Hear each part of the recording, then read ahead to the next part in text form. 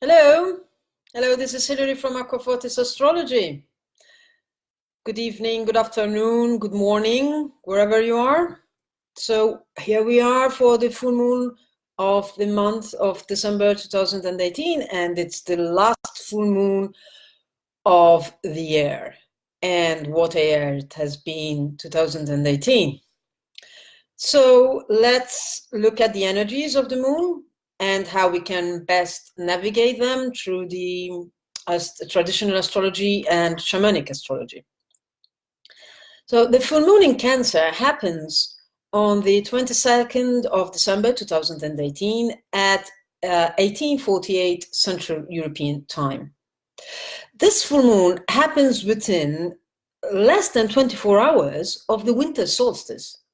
That is when the sun enters in the house of Capricorn and we start winter. This year it happens, the shift to Capricorn, on the 21st of December 2018 at 23:22 Central European Time. Now think about it, it's not a really common thing that a full moon exactly follows the winter solstice within 24 hours. The last time it happened, it was in December 2018, and it will happen again in December 2029. So just that makes us think, right? It's not such a common event. Now, when such thing happens, that is, the full moon is very near a solstice, the full moon seems to have an even greater force of action, because the Earth is already in a critical turning point on its axis. So already the full moon has its effect on the Earth. Now, when it is changing the axis, then it becomes even more important. This full moon is the culmination of the story started by the crescent moon in Capricorn on the 8th of December 2018. Now, that crescent moon in Capricorn had a very specific message. It said that we would be soon receiving a message or an answer to our queries, and that we were soon going to escape from an undesirable situation or something we felt that we have been linked to and chained to, and we needed to get out. But we've been trying all year long and we couldn't make it. Okay, that was the message. That message happens to be delivered just 24 hours before the full moon. That is, during the solstice. The harbingers, the messengers, are Jupiter and Mercury. Now, Jupiter have been having a long story, and I have been mentioning a lot on Facebook. Jupiter and Mercury have been exchanging notes since the 29th of October 2018. That was their first meeting. Then they met again on the 27th of November, shortly after both of them met the Sun. Both of them have received a secret message from the Sun. And those messages are being revealed in these days because they have now managed, Jupiter and Mercury, to get out of the embrace of the Sun, so they are now free to move as they like and say what they like. And if you care to, you can see them at dawn, just before the sun rises, always looking at east. You will see actually 3 stars, Venus high above, and then you can see Mercury and then Jupiter.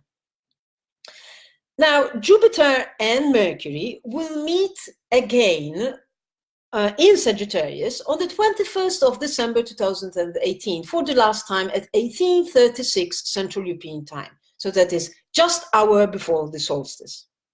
And it is then, and only then the message becomes really clear. It is a message that we are feeling that is sort of growing inside us, but we're not still very clear about it. And then during that day, we will feel and say, okay, so this is what I have to do. This is what I have to leave. This is what I have to do. This is a message that has its roots in the crescent moon in Sagittarius of 2 months ago, when Jupiter had just entered Sagittarius. When the Sun enters the house of Capricorn on the 21st of December 2018 at 23:22 Central European Time, we will feel definitely the shift from the Sun in Sagittarius that has with her the Jupiter in Sagittarius, and all of a sudden the Sun finds himself in the house of Capricorn, sharing the house with Saturn, the Lord of, or the mistress of the house, and Pluto. And we both know that Saturn and Pluto are not very happy guys. So there will be a sobering effect from, oh yes, we can make it, to, okay, now let's see what we can do and what we can't do, and what we can do, we will take it step by step. Okay? Since the last winter solstice, Saturn has been in his house in Capricorn. So any planet that passes through that house, that Capricorn house, has to pass the scrutiny of Saturn. And then the purge of Pluto. But I mean, that's it, how it is just now. So nothing is going to pass through there, through the house of Capricorn, without working really hard through it. So this is the moment that fire touches earth. This is where our Sagittarius dreams hit the road and start moving. This is when we start getting to the nitty-gritty of it all, and we see what we can achieve and how to achieve it. Now, the full moon in Cancer that happens on the 22nd, it is the cherry on the top of all the story. The full moon happens in the very first seconds of 0 degrees of Cancer. And the very first degrees of any sign are extremely potent because they are fresh, full of energy. It's something new. And there's this energy, oh, let's get going, guys. We've got something new, right? That's the energy. Besides this, this is a very happy moon because it's the moon in her own house. She is her own mistress, and she does what she wants. She eats her own food, she listens to her own music, she sleeps when she wants to. There's nothing to bother her. So this is a very potent moon because she can do what she wants. As simple as that. She is also receiving a helping hand both from Venus and Mars. So there is attraction and action that are working in synergy with this moon. So this moon is going to be quite emotional, nurturing, yet instructive. Now, remember that on the other side of the spectrum, there is Sun, Saturn, and Pluto in Capricorn that are reminding this happy moon, this happy full moon, that family must be chosen and dealt with criteria.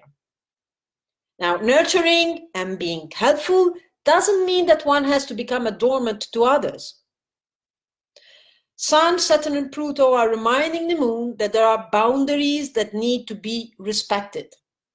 Because it is only in respecting who we are and our needs and taking care of those needs, we are able to have a constructive interactions with others.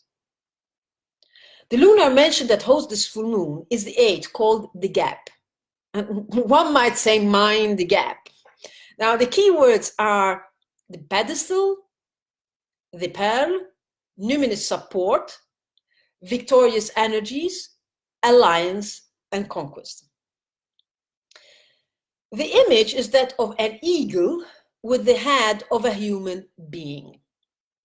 So this lunar mansion is saying, yes, I know, arriving up to the end of this year, it has been an epic journey. Absolutely.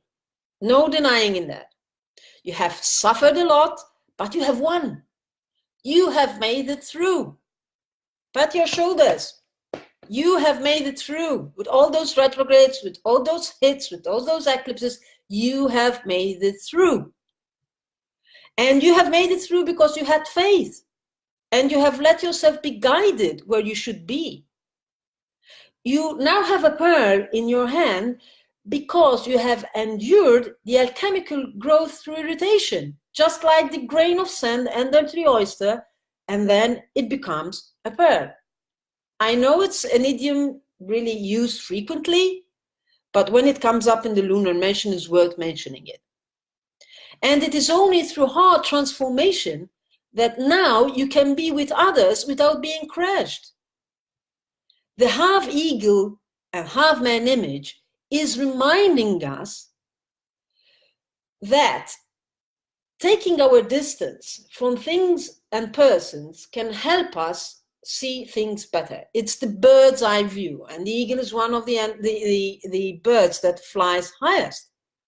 Putting logic and emotions together will lead to a balanced outlook, especially when things might be triggering us left, right, and center. And we all know that holiday season is a very easy trigger zone. So if you need to, just take your distance, take your space, nurture yourself before you nurture others. And if in those interactions, those Christmas interactions, those New Year interactions, they become a little bit too heated, just remind yourself to come back to your center, to who you are. Remind yourself who you are, and then act from there. Okay? So, should you need any guidance of how to navigate these energies, I'm available for private consultations. And I wish you a blessed full moon in Cancer. Now, may the art of nurturing our inner core helps us better navigate our living with others. And blessed winter solstice to all of you. And before you go, remember to let me know what you think. Thumbs up, share, subscribe to my page, and be sure to click on the notifications so you can always know when I'm just posted something new. Okay, so bye for now. Good luck and happy festive season. Bye-bye.